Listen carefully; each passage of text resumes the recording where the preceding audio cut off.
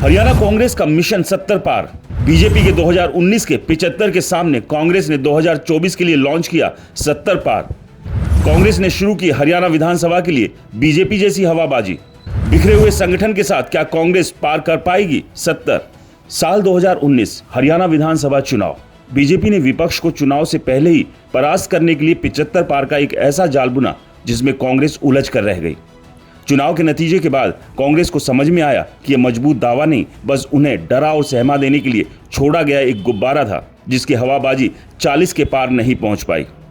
लेकिन बीजेपी जो करना चाह रही थी वो उसमें काफी हद तक कामयाब रही, यानी कि सामने वाले के मोराल और कॉन्फिडेंस को तोड़ना, जिसकी वजह से कांग्रेस भी 31 पर सिमट गई। खैर, अब है साल 2024 और अब बारी है कांग्रेस की।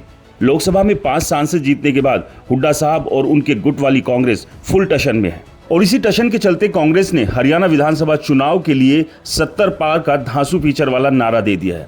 लेकिन फिलहाल के राजनीतिक हालातों में यह बिल्कुल वैसी ट्रिक है जो कबूतर बिल्ली को देखकर अपनाता है। कबूतर को लगता है अगर वो आंख बंद कर लेगा तो बिल्ली उसे देख नहीं पाएगी, लेकिन बिल्ली को तो सब पता है क्योंकि ये ट्रिक कबूतर की नहीं बल्कि बिल्ली की है। लोकसभा चुनाव में बीजेपी ने 400 पार कहा और हरियाणा विधानसभा चुनाव में 75 पार। लेकिन हालात दोनों बार ऐसे हो गए कि सत्ता की कुर्सी तक पहुंचने के सफर को पार करने के लिए किसी और की गाड़ी में सवार होना पड़ा। खैर, ये राजनीति है और राजनीति में ऐसी बयानबाजी नहीं होगी तो कहां होगी। बाकी जिस तरह से कांग्रेस ने लोकसभा चुनाव में न केवल बीजेपी से 5 सीटें छीन ली बल्कि बीजेपी के वोट शेयर को भी कम किया है, उससे पार्टी के पास विधानसभा चुनाव के लिए बड़ी एज तो है, जिसका फायदा कांग्रेस हर हाल में उठाना चाहेगी। और यही वजह है कि कांग्रेस ने अभी से 70 पार का नारा बुलंद कर दिया है।